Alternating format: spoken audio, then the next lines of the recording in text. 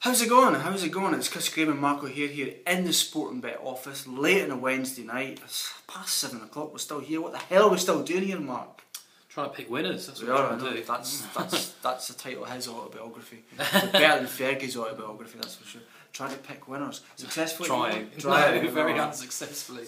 Tell me about it. Anyway, 3 picks. This is We Love Betting, of course.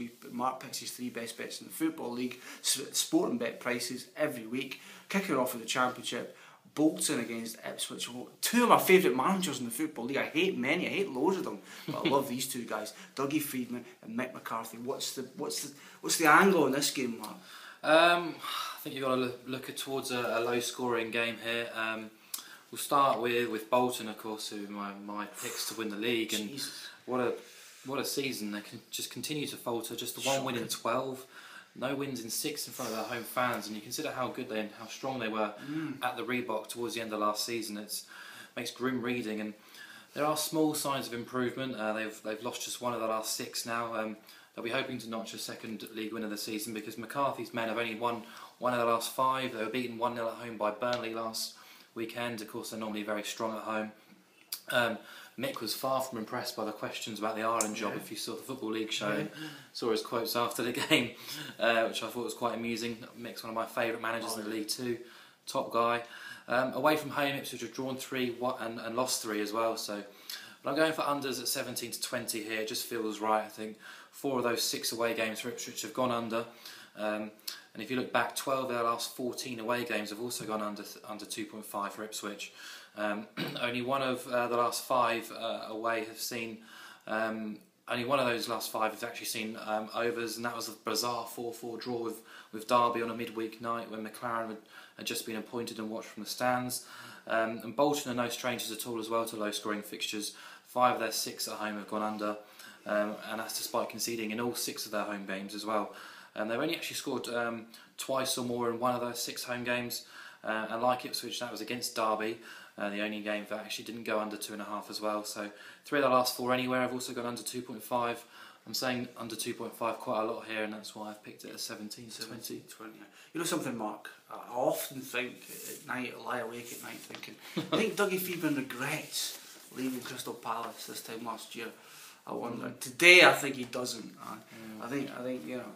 I think the key football management is don't be successful, don't get promoted, whatever you do, because you'll get sacked a few months later. Great stat from you today on Twitter, wasn't it? Yeah, thank you. 5th successive season in the Premier League that a manager who was promoted from the Championship the previous season has left his job the next season.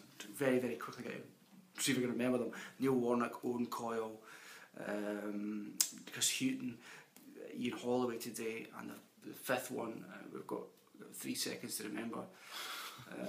Too late. Google it. Game 2, League 1, Peterborough is your bet here. A clean sheet against Colchester. Why?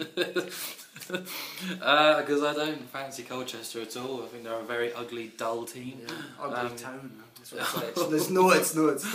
That's where Block came from. Never been, can't comment. My favourite band. This is a mismatch on paper, but Peterborough 3-4 were Sportingbet to win this game, and I expect them to win. But as I mentioned last week, and it failed. Don't back away teams in the Football League at odds on. Yeah. Yeah, Colchester just seem to have a knack of kind of grinding out and avoiding defeat as well. They've only won 2 of their 13 games, yet they find themselves in 16th. Only 4 of those games have seen 3 goals or more. As I mentioned, they're far from entertaining. But Peterborough arrive, and they're not been scoring bucket loads themselves, but they're more surprisingly keeping clean sheets consistently. 7-4 for a repeat today against Colchester. They were held 0-0 by Sheffield United midweek, improving Sheffield United, it must be said. It was their 5th clean sheet on the spin. It was their 6th in 7 League One games as well. They've only conceded 4 of their 13 matches, only in 2 of their 6 away games as well. And Darren Ferguson's been pleading with his fans for a little bit of patience, and expectations are getting a little bit too high. I think we're all expecting high-scoring wins for Peterborough, whereas they're grinding out the 1-0s and the 2-0s. Gabby Zakuani's marshalling that defence brilliantly, and I can think they can shut out this Colchester team, who surprisingly have scored in 11 of their 13 games, but the 2 the 2 games they drew blanks were at home to Wolves and away to Coventry, so 2 teams probably in Peterborough's mould, you could say. And let's not forget that they have not won since the opening fortnight when they won their first 2 games. They've 11 games now without a win, and only once this season have they scored more than 1 goal in a game. Completely outplayed by Walsall in one of their previous home games as well, so 7-4 is a price I quite like on this one. Yeah, it's a big price, 7-4, absolutely. Nigel Adkins was the 5th guy who got promoted and then got sacked halfway through the season. There we go, there's your 5, quite an interesting start.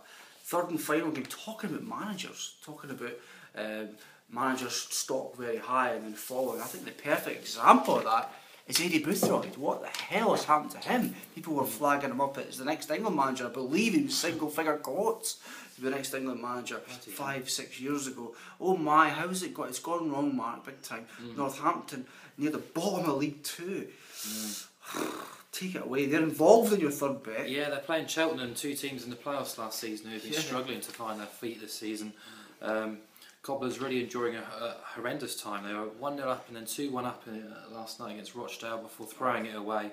Rochdale on top of the table there. They touched the self-destruct button and collapsed to lose that match. And leaves them rooted in the bottom 2. Things don't look too good. But Cheltenham arrive, who of course haven't been having it all their own way either. But they've now won 3 of the last 5 after a sloppy start. So things looking up there. But I'm revisiting a bet which I had a few weeks ago, maybe a couple of months ago, I'm not sure. Northampton to score first. It's 5-6 here, and it's something they've managed in 17 of the last 20 home games, and in 3 of the last 4 anywhere too. Boothroyd's come in for a lot of criticism. He was quite bullish after Tuesday night, and I guess this is going to be a really good test of their character. I'm not completely convinced Cheltenham are out of the woods just yet.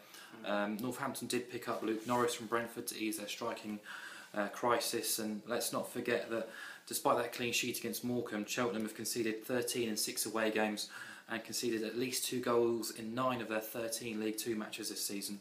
They've also conceded first in 11 of their 20 away games, lost 7 of the last 11 away as well too, so quite a few statistics there against Cheltenham which go towards this, but that one, key one, is 17 of the 20 Northampton home games they've scored first. It's 5-6. Yeah, I've noticed a trend actually. League 2 teams who get in the playoffs the following season, they drop off the pace. The hangover kicks in. I'm talking about Southend. I'm talking about Torquay a couple of years ago, and they're Torquay especially deep in the seagull shit at the moment. Definitely. Anyway, there's the 3 bets. 3 sporting bet price bets. We're back next week when hopefully we'll be a lot more lively. Apologies. See you later.